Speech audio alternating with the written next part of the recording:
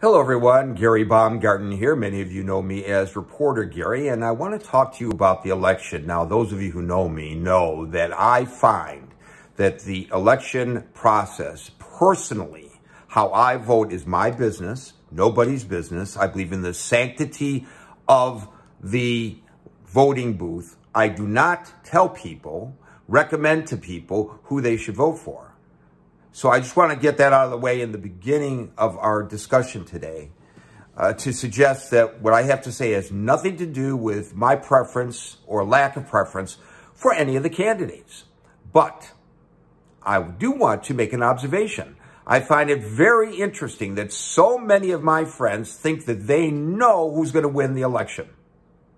I have Trump supporters who tell me, look at who's running for president on the Democratic side. None of those people will be able to beat Donald Trump. It's a foregone conclusion. Donald Trump will be the next president of the United States. He will be reelected. And then on the Democratic side, I have friends who say it doesn't matter who runs against Trump. It doesn't matter how good they are or how bad they are as compared to other potential candidates. The country has had it with President Trump. It matters not who runs as the Democratic nominee. Trump is done. Anybody but Trump. And they are so certain of this. Well, may I please suggest to my good friends, both Democrats and Republicans, both pro-Trumpsters and anti-Trumpsters, that you're thinking from your heart. You're not thinking logically. You're not making any sense. We don't even know who the Democratic candidate for president, who that individual will be. We have no idea. Now, a lot of people are projecting. I mean, they knew it was going to be Joe Biden. Then they said, oh, it was going to be Bloomberg, who hasn't even run for office yet in any of the primaries. Now they say for sure it's going to be Bernie Sanders. You don't know. I don't know. Nobody knows. We don't have a crystal ball. But more importantly, we don't know if whoever that individual is, we don't know if they can beat Trump or whether they're easily defeated by the president. A lot can happen between now and November.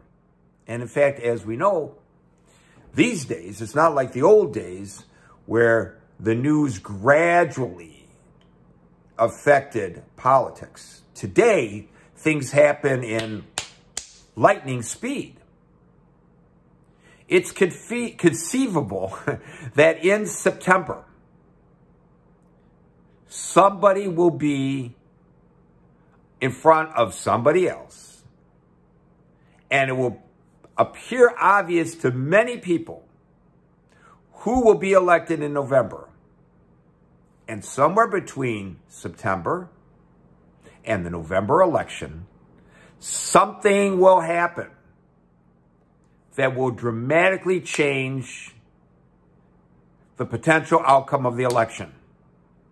It could happen even just days before the election. The president could be way in front, coasting to a re-election victory, and something will happen in the news to change the minds of people. Or it could be that the Democratic candidate is way in front and the president is struggling to catch up. And something could happen in the news to change all that as well. And the fortunes go to the president.